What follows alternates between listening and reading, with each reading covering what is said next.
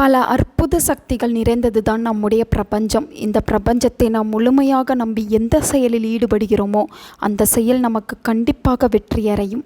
அப்படிப்பட்ட பிரபஞ்சத்தை நாம் வசப்படுத்தி நாம் கேட்கும் விஷயங்கள் நமக்கு கிடைக்க எந்த மந்திரத்தை உபயோகிக்கப்பட வேண்டும் என்பதை பற்றி தான் இந்த வீடியோவில் நாம் பார்க்க போகிறோம். ஆன்மீக ரீதியாக நாம் செய்யக்கூடிய எந்த ஒரு பரிகாரமாக இருந்தாலும் அது பிரபஞ்சத்தோடு தொடர்புடையதாகத்தான் திகழ்கிறது. மேலும் பிரபஞ்சத்தோடு நாம் நேரடியாக தொடர்பு கொள்ள பல தியான முறைகள் இருக்கின்றன. அது மட்டும் அல்லாமல் ஆன்மீக ரீதியாக கூறும் பிரம்ம முகூர்த்தம் என்பதும் பிரபஞ்சத்துடன் தொடர்புடையதாகத்தான் திகழ்கிறது. அறிவியல் ரீதியாக நாம் உணரும் ஒவ்வொரு விஷயமும் பிரபஞ்சத்தின் அடிப்படையாகவே திகழ்கிறது. பிரபஞ்சத்தை நாம் முழுமையாக நம்பி அதனிடம் எதை கேட்டாலும் அது நமக்கு வாரி வழங்கும் என்பது தான் நிதர்சனமான உண்மை.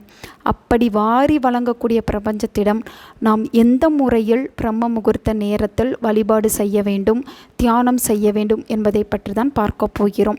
நாம் பிறந்த கிழமை அன்று, வெள்ளிக்கிழமை பிறந்தி இருக்கிறீர்கள் என்றால் வெள்ளிக்கிழமை, வியாழக்கிழமை என்றால் வியாழக்கிழமை, பிறந்த கிழமை அன்று விடியற்காலையில் பிரம்ம முகூர்த்த நேரத்தில் எழுந்து சுத்தமாக குளித்துவிட்டு பூஜை அறையில் ஒரு விளக்கு ஏற்றி வைக்க வேண்டும். சுவாமி படத்திற்கு முன்பாக ₹1 நாணயத்தை குருதட்சணையாக எடுத்து வைத்து கொள்ள வேண்டும். பிறகு ஒரு தரை விரிப்பை விரித்து அதன் மேல் கிழக்கு முகம் பார்த்து அமர வேண்டும். அவ்வாறு அமரும்போது பத்மாசனத்தில் அமர்வது மிகவும் நன்மை பயக்கும். முடியாதவர்கள் சாதாரணமாக சமணம் போட்டு அமரலாம். அடுத்ததாக நம்முடைய 2 கைகளையும் சின் முத்திரையில் வைத்து கொள்ள வேண்டும்.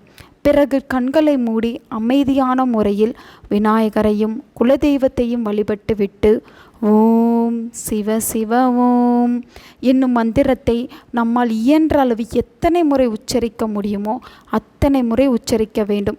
இவ்வாறு நாம் தினமும் இந்த மந்திரத்தை கூறி முடித்த பிறகு நமக்கு என்ன தேவையோ அதை இந்த பிரபஞ்சத்திடம் கூற வேண்டும். அவ்வாறு நாம் தொடர்ந்து எந்த கோரிக்கையை வைக்கிறோமோ அந்த கோரிக்கை விரைவில் நடப்பதற்கு நமக்கு என்ன ஆற்றல் தேவையோ அந்த ஆற்றலை பிரபஞ்சம் நமக்கு வழங்கும். பூஜை அறையில் தினமும் ₹1 நாணயத்தை எடுத்து வைத்து விட்டு பிறகுதான் இந்த மந்திரத்தை உச்சரிக்க வேண்டும். இந்த ₹1 என்பது குருதட்சணையாக கருதப்படுகிறது. குருவிற்கு தட்சணை கொடுக்காமல் நாம் சொல்லும் எந்த மந்திரமும் விரைவில் பலனளிக்காது. 1 மாதம் முடிந்த பிறகு நம்முடைய கோரிக்கை நிறைவேறிய பிறகு இந்த ₹1 நாணயங்கள் அனைத்தையும் எடுத்து அருகில் இருக்கும் பழமையான ஆலயங்களில் எந்த தெய்வத்தை குருவாக நீங்கள் நினைத்தீர்களோ அந்த தெய்வத்திற்கு சேர்த்துவிட வேண்டும். இந்த 1 வரி மந்திரத்தை நாம் தினமும் உச்சரித்து நம்முடைய வேண்டுதல் அனைத்தையும் இந்த பிரபஞ்சத்திடம் கேட்டு பூர்த்தி செய்து கொள்ளலாம். நல்லதே நடக்கும். உங்கள் நண்பர்களுக்கும் உங்கள் உறவினர்களுக்கும் இந்த வீடியோவை ஷேர் பண்ணுங்க. அவங்களும் இதை பற்றி தெரிஞ்சுக்கிடட்டும். ஆன்மீகம் டிவி தமிழ் சேனலை சப்ஸ்கிரைப் பண்ணுங்க.